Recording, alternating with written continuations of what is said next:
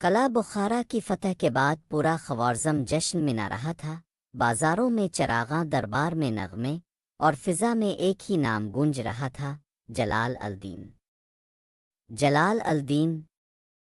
سلطان علاء الدین اپنے تخت پر بیٹھا خوش تھا۔ اس کے چہرے پر سکون اور فخر کی چمک تھی، مگر دربار کے ایک کونے میں وزیر اعظم تاج الدین کا دل حسد سے جل رہا تھا۔ وہ سوچ رہا تھا، اگر جلال الدین اسی طرح مشہور ہوتا رہا تو ایک دن تاج و تخت بھی اسی کا ہو جائے گا۔ رات کے اندھیرے میں تاج الدین نے کچھ درباری سرداروں کو اپنے حجرے میں بلایا۔ چراغ کی دھندلی روشنی میں اس نے آہستہ کہا، سلطان بوڑھا ہو رہا ہے اور جلال الدین عوام کا ہیرو بن چکا ہے۔ اگر ہم نے آج اسے نہ روکا تو کل ہمارا کوئی وجود نہیں رہے گا۔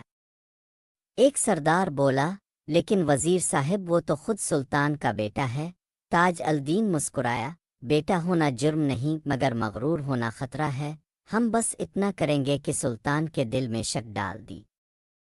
دربار میں فریب۔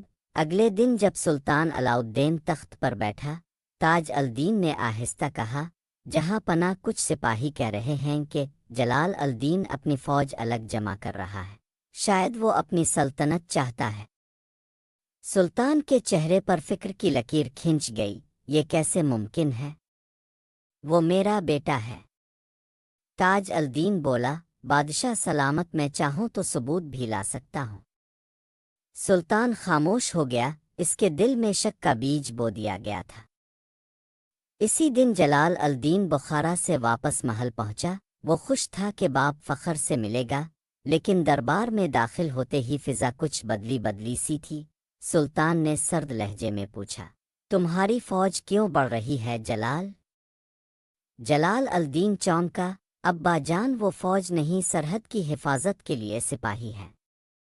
مگر سلطان خاموش رہا۔ تاج الدین کے چہرے پر ہلکی سی مسکراہٹ آ گئی۔ رات کو جلال الدین اپنی ماں کے پاس گیا۔